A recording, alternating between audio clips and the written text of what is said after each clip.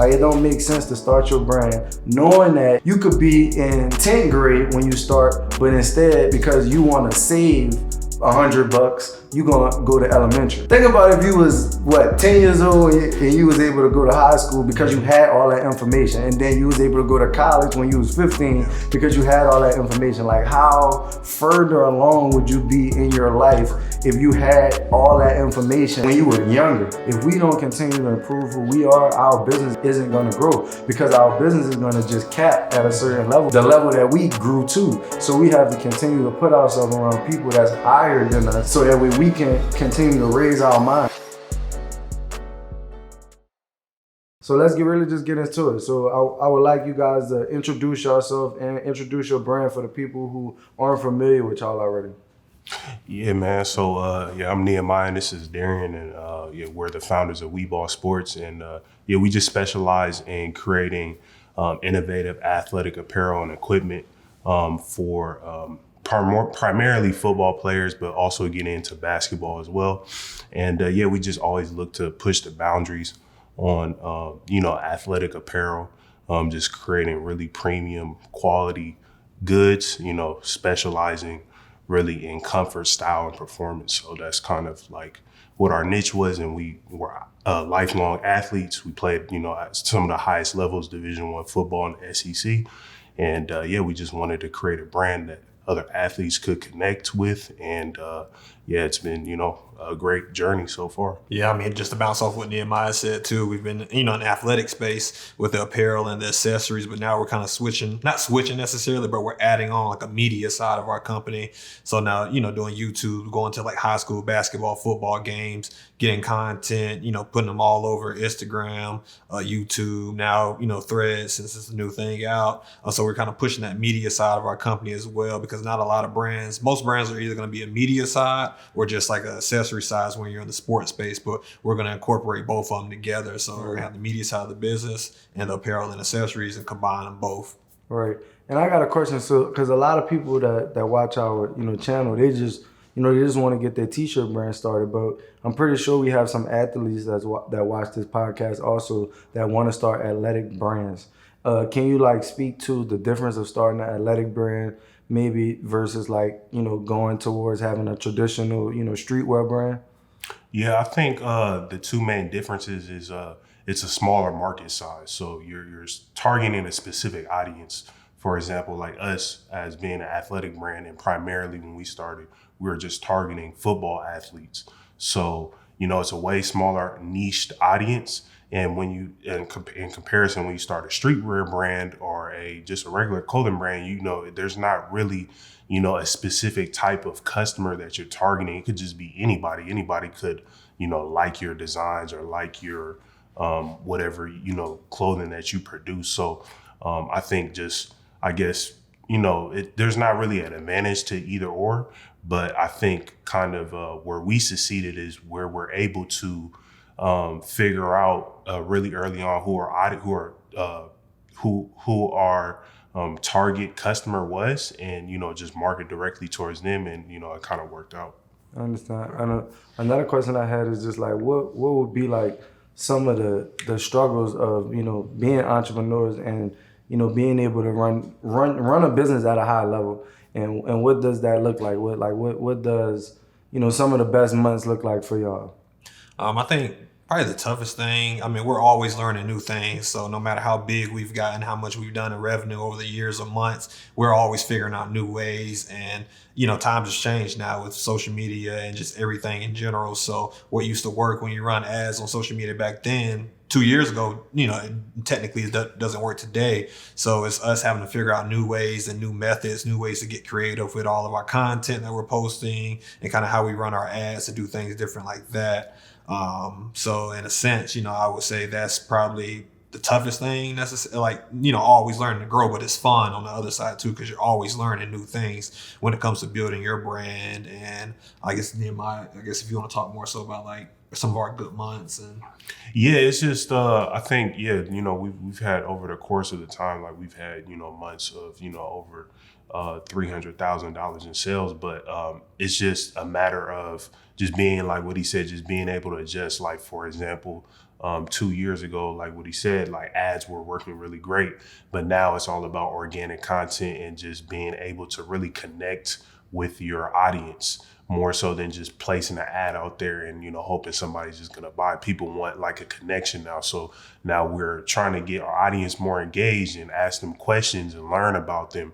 And then also now, since kind of, our traffic from ads have decreased, we had to figure out other ways on how we can still grow the business. So we've been focusing a lot on Amazon, getting, ranked higher in the listings on Amazon for things like football towels, football socks, anything like that we sell, just focusing on that channel, because like he said, you always have to adjust. So just because, ads aren't working and we can't get traffic to our website doesn't mean that we can't focus on another channel like Amazon, eBay, Walmart. There's so many other outlets on how you can sell your product. So you can't just be so narrow-minded and, kind of give up once, something doesn't work. And one of those ways that I see that we were able to work together and create another stream of revenue was through like partnerships. So if you're watching this video, you can create another source of revenue for your brands by partnering with other brands. And what I mean by that is like my school reached out to me, St. Aug reached out to get those, football jerseys. And we like, instead of turning it down, who do I know that can actually make this happen? And then we thought about you guys, so we hit y'all up, and then you was like, of course we could do it. So, we had we got the prices from y'all on how much everything was gonna cost us. They was okay with it. And now, and technically, like, we was able to put our brand on something we never would have been able to put our brand on before if we didn't have that partnership with y'all. And then us being able to partner with the school now puts our brand on something that was, already here for 100 years. And now people are looking at our brand as more of trusted because it's with another brand that they trust. So you could build that leverage and partnerships with and creating that another stream of income when Instagram ads may not be working. So like you literally just have to continue to be creative and continue to put on your entrepreneurship cap, because we say it all the time, entrepreneurs solve problems for profit. So like talking about that, like what's one of those issues that was inside of y'all business that, maybe you didn't even realize that it was an issue, but y'all definitely had to solve it to get over the hump? I wouldn't say this is like necessarily an issue within like our business necessarily, but it's figuring out. It happens to all brands, copycats and things like that. Like at one point, we bought sports. We kind of like rule like the accessories industry for like, football with our socks, towels and things like that. Now you got every other brand out here doing the exact same thing. So they're pulling our market space away from us. So it's kind of us figuring out how to, still be dominant, because all of our products are innovative. Like we come up with all of our products, but now you got all the copycat brands doing it.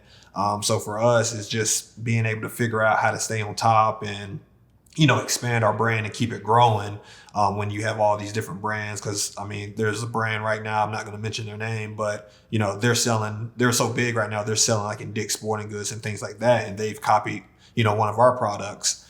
So trying to figure that out, how to stop them from doing that, stopping brands from copying. I think that's one of our biggest issues. You kind of know you're a good brand and successful brand when people start copying you and things like that. But it's also just figuring out when they start taking that market space from you a little bit, how to keep, on top with your, innovation and creative ideas. Yep. And that's great. What about you now? Yeah, I would just really bounce off that same thing. That's one of, a glaring issue, but I don't really see it as that big of an issue because, kind of, from playing football and playing sports, you probably heard it all the time. It's like you can only control what, you can control. So things like that is, you can't be up like, just thinking about that all the time. You got to just focus on yourself. And at a point, it's so many people now, it's kind of like a game of whack-a-mole, even though if we do try to like, stop this person and try to like, counteract this other person, then it's kind of like you're just wasting time, focusing on other people when you could just be spending that time focusing on yourself. So I think we kind of came into the mind frame of just trying to be different. Like, what can we do that others can't do and they wouldn't even be able to copy?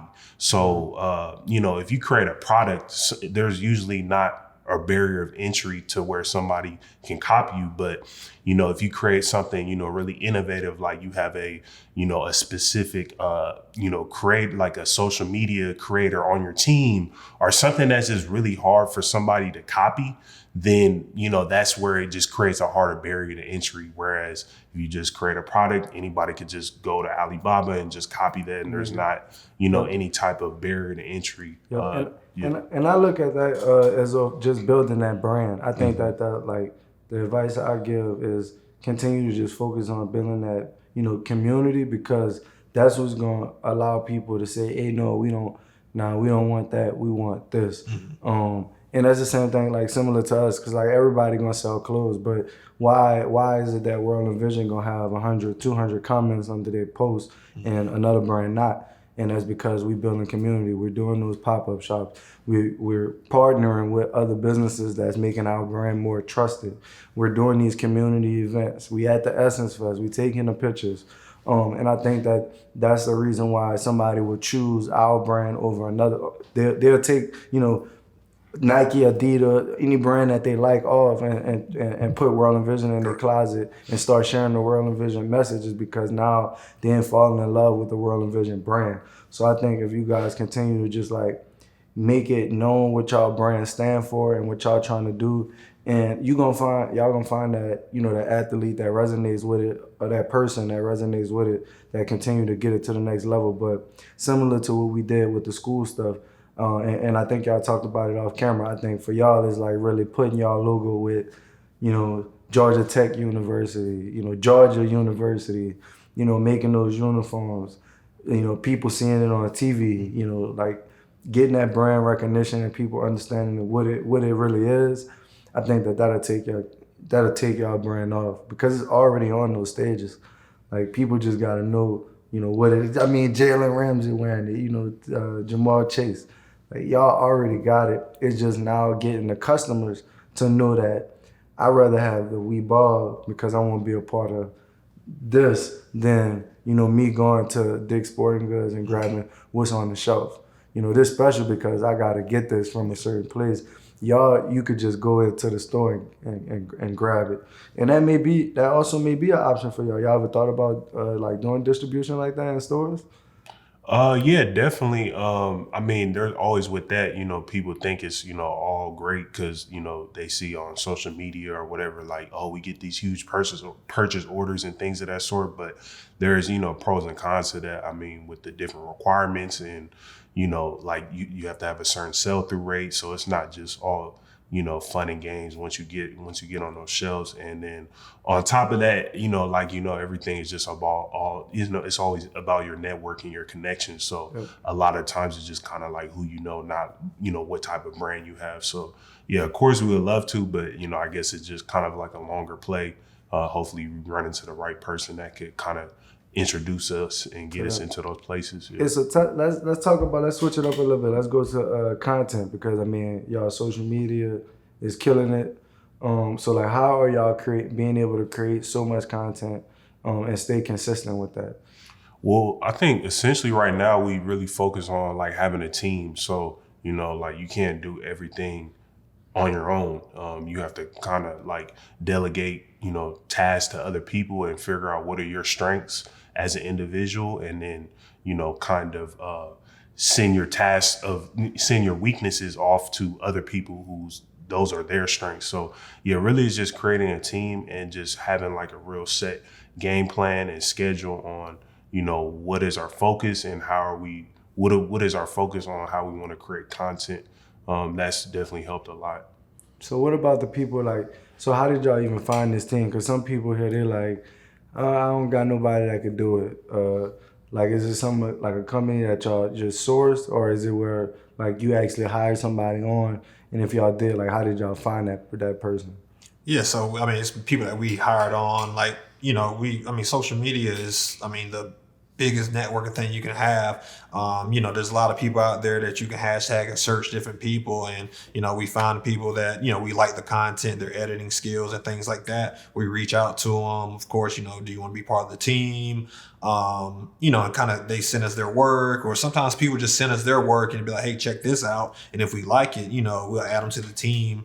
I think for us, that's just the biggest thing, kind of getting that media team a lot bigger as well, and kind of just having just so much content. Like right now, we kind of want to focus on posting at least like once a day. But once the football season starts, we want to be posting 2-3 times a day.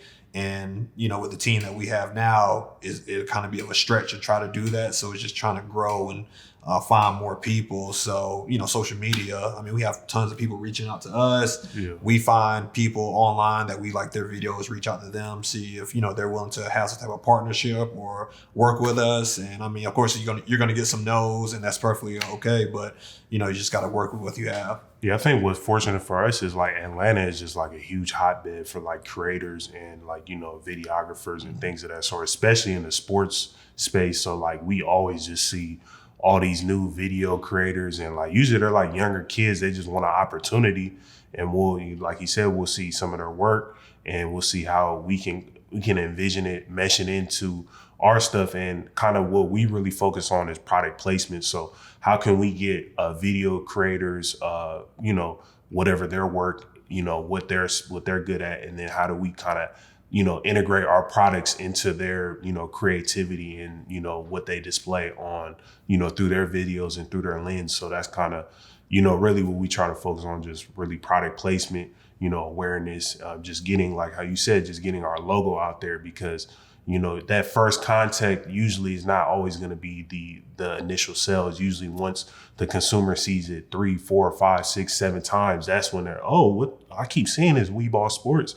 Let me look them up, weeballsports.com, and then that's when you finally get that sale. So you want to try to create as many touch points as you can with your potential consumers, and hopefully that translates into a sale. And that's kind of like the game that we're trying to play.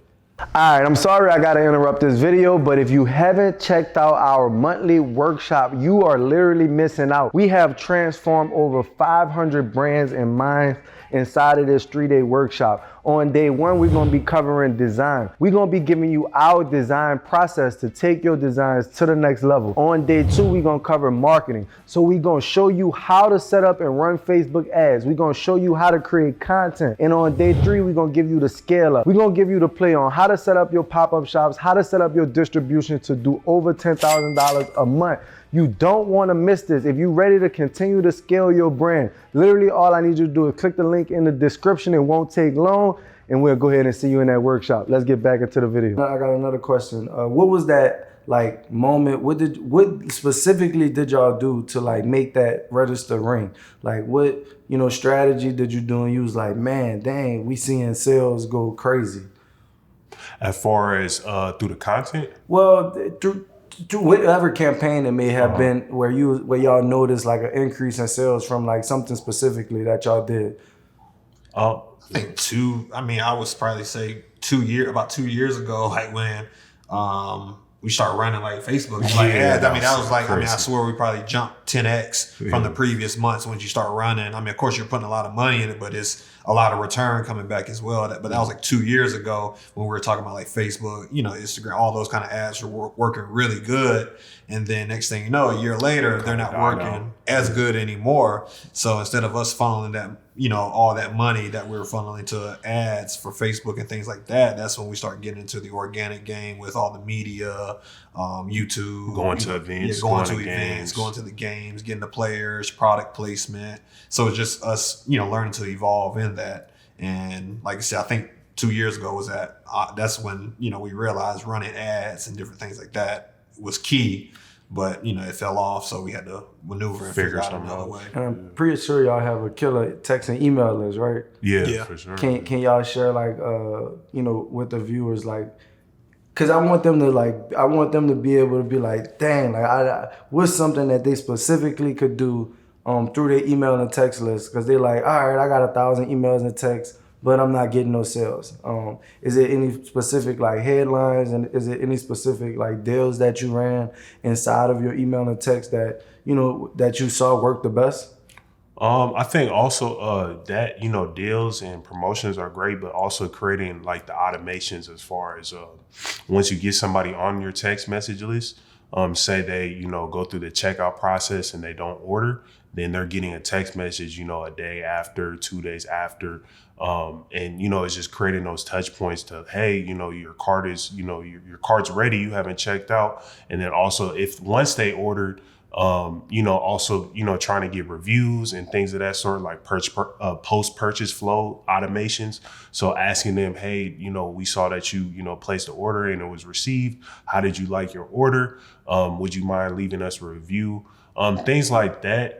You know, it's always great to send out promotions and, you know, campaigns like deals and things of that sort, but also having those touch points throughout the whole customer journey that shows that you care. You know what I mean? It's not just always about, oh, here's 50% off, come by right now. It's also like, hey, you know, I saw that you were about to check out. Like, you know, do you want to check out? Oh, and then maybe 3 days later, oh, here's a 10% off code, you know, if you check out.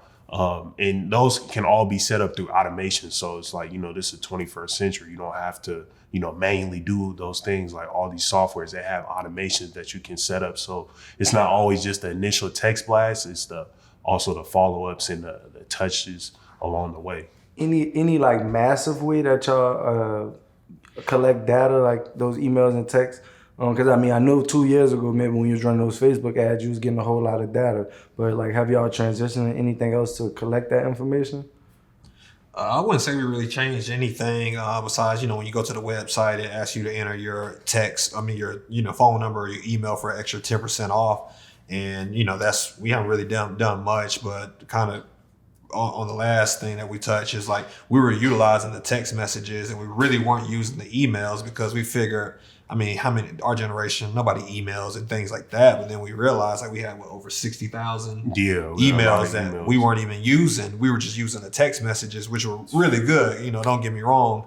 And then we figured out like, hey, we have 60,000. I mean, if we can send out mass emails, good marketing, mass emails, if we can touch 5-10% of that number, you know, that's just money. Extra revenue just sitting on the table. Yeah, so we weren't utilizing it. And, you know, I would definitely recommend if you have a decent text or email list, use both of them. Yeah, because a lot of people kind of ignore the emails because they think it's like, you know, old school way. But emails, I think they're really great with building a community and building an audience. Because, yeah, emails, they're not, you know, so I guess, you know, right in our day and age, it might not be so great as far as getting that sale. But, you know, there's a lot of creative ways that you can send out emails just to keep people in the loop and keep people interested. And then also, again, like how people just want to be shown that you care. Like it's not so much transactional now. Like people want to be a part of something now. And that's kind of like where I think a lot of brands need to head towards, like just, you know, making people feel appreciative. Mm-hmm. Cool. Hey, look, tell me this. If y'all had to start the brand over, would it, well, for somebody that's getting their brand started and you had to start from the beginning, what would you do different? Just really focusing more on data collection, like, you know, making sure that you're getting people's emails, text messages, you know, addresses, everything like that. And, you know, exhausting all of those things first. Before you even get into, you know, advertising and things of that sort, because probably, as you know, you didn't really know too much about that, like making sure that you get emails and text messages, and you probably already ran up thousands of orders before you're like, oh, we need to set up some type of text message flow or something like that. And then, you know, you probably lost like so many potential people's information. So I think, you know, focusing on that and then also focusing on reviews, because a lot of people don't realize like how key reviews are. You know, you go on some websites and things of that sort, like some products, they have like 50,000 reviews. You go on Amazon, there's, you know, sellers and listings with thousands of reviews. And that would be another thing, like focusing on Amazon earlier. What I was gonna say. Yeah. Just focus on Amazon a lot earlier, because now we're playing catch up. to like the other brands who've been selling on Amazon. But I mean, our Amazon is doing really well. But had we known now what we knew back then from the beginning, yeah, from the beginning, I mean, we would have got on Amazon a lot sooner and pushed Amazon a lot harder.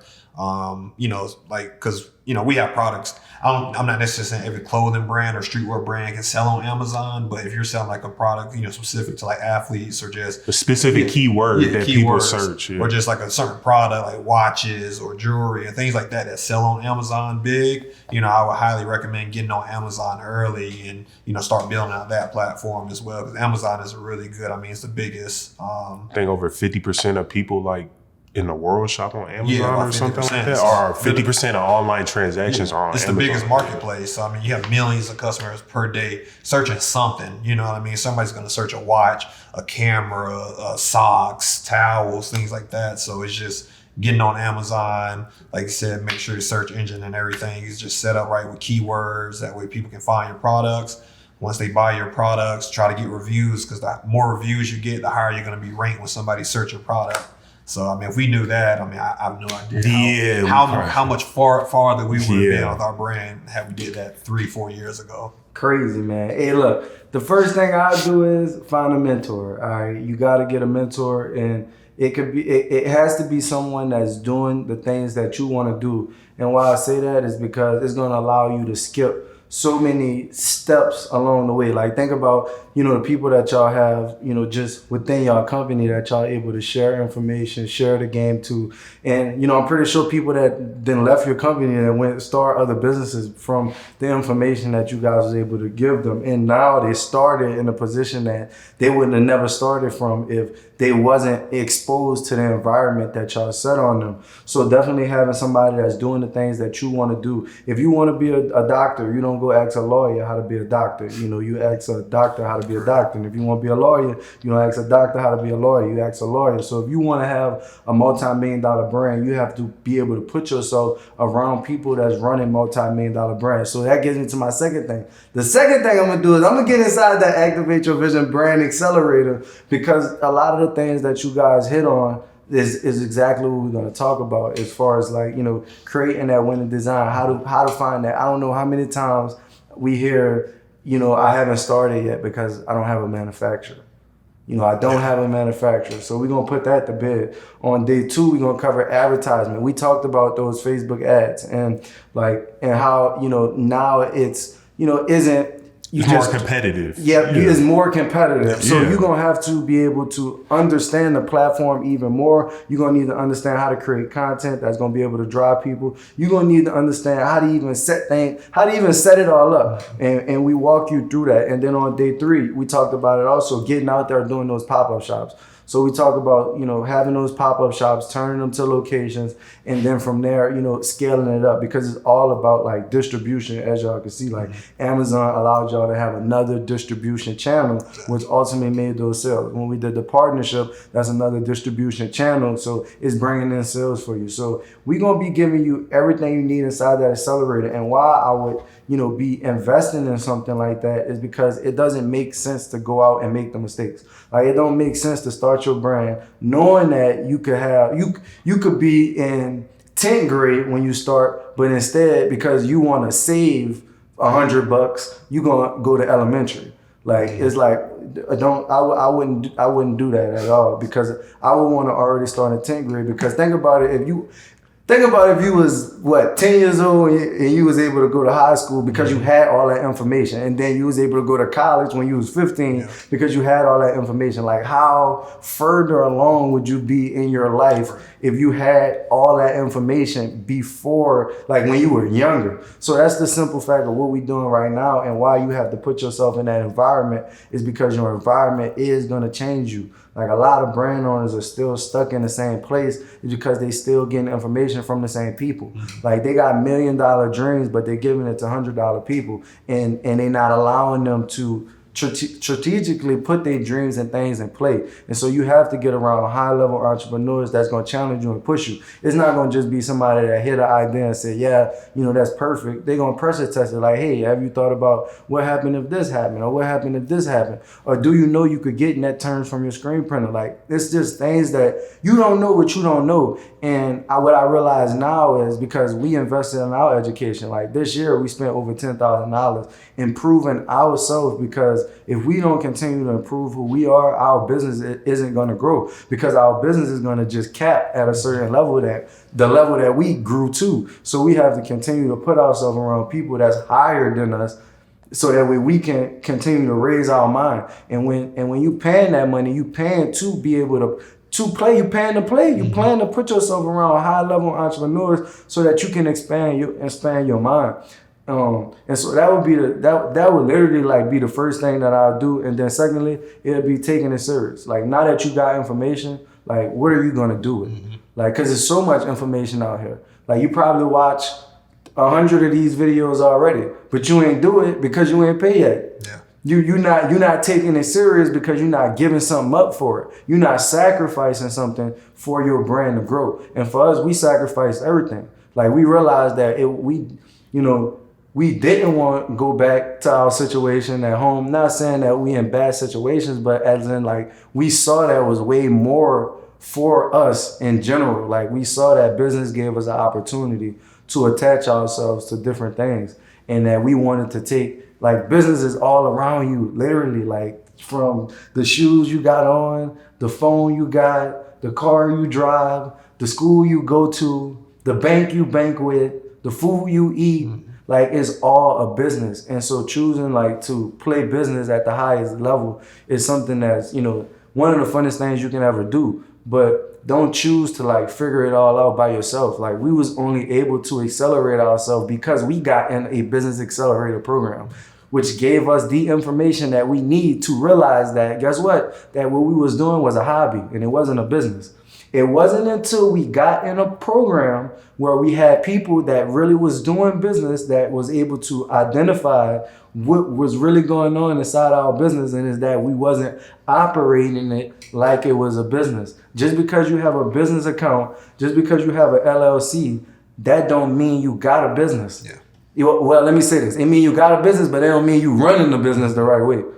All right, so that's going to be the first thing that I think you need to do. Focus on building the proper foundation before you go and try to build a skyscraper. Because we building skyscrapers on quicksand, and as soon as it go up, it's sinking down, because now we got to catch up to all the information that we make. Now we trying to pay, hey, how can I pay to come? Why we paying to fix problems instead of paying to learn how to not go through that problem? So that's the mindset that I want everybody to have when you're thinking about starting your brand. So, man, I appreciate y'all so much. Once again, I'm Marlon Watts, co-owner and CEO of World and Vision, and we out, baby.